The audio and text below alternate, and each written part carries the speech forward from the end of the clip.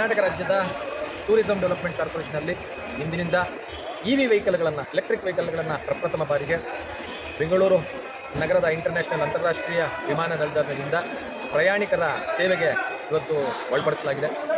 ಪ್ರಯಾಣಿಕರು ಇದನ್ನು ಸದುಪಯೋಗಪಡಿಸ್ಕೋಬೇಕು. ಯಾಕೆಂದರೆ ಉಳಿದಂಥ ಅಗ್ರಿಗೇಟರ್ ಕಂಪನಿಗಳವರು ತಮಗೆ ಬೇಕಾದಂಥ ಸಮಯದಲ್ಲಿ ಒಂದು ಏನು ಪ್ರೈಸ್ಗಳನ್ನು ನಿಗದಿಪಡಿಸ್ಕೊತಾರೆ, ಆ ರೀತಿ ಫ್ಲಕ್ಚುಯೇಷನ್ಸ್ ಇರುತ್ತೆ. ಆದರೆ KSTTC ವಾಹನಗಳಲ್ಲಿ ಪ್ರಯಾಣಿಕರಿಗೆ ಯಾವುದೇ ರೀತಿಯಾದಂಥ ಫೇರ್ ಫ್ಲೆಕ್ಸಿಬಿಲಿಟಿ ಇರೋದಿಲ್ಲ. ಒಂದೇ ದರ ಇರುತ್ತೆ.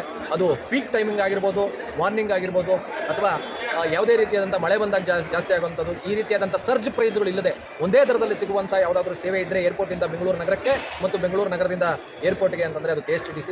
ಇವತ್ತು ನಮ್ಮ KSTTC ಚಾಲಕರು ಒಂದು ಸುಮಾರು 10 ರಿಂದ 15 ಇವಿ ಗಾಡಿಗಳನ್ನು, ಹೊಸ ಗಾಡಿಗಳನ್ನು ಇವತ್ತು ತಮ್ಮ ಸೇವೆಗೆ, ಸಾರ್ವಜನಿಕರ ಸೇವೆಗೆ ಕೊಟ್ಟಿದ್ದಾರೆ.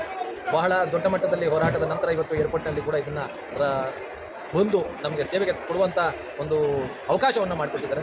ಇದಕ್ಕೆ KSTTC ಕೂಡ ನಾನು ಧನ್ಯವಾದಗಳನ್ನ ಅರ್ಪಿಸ್ತೀನಿ. ಹಾಗೆ ಕರ್ನಾಟಕ ರಾಜ್ಯ ಖಾಸಗಿ ಸಾರಿಗೆ ಸಂಘಟನೆಗಳ ಒಕ್ಕೂಟದ ವತಿಯಿಂದ ಏರ್ಪೋರ್ಟ್ ಅಥಾರಿಟಿಗೆ ಕೂಡ ನಾನು ಧನ್ಯವಾದಗಳನ್ನು ಅರ್ಪಿಸ್ತೀನಿ.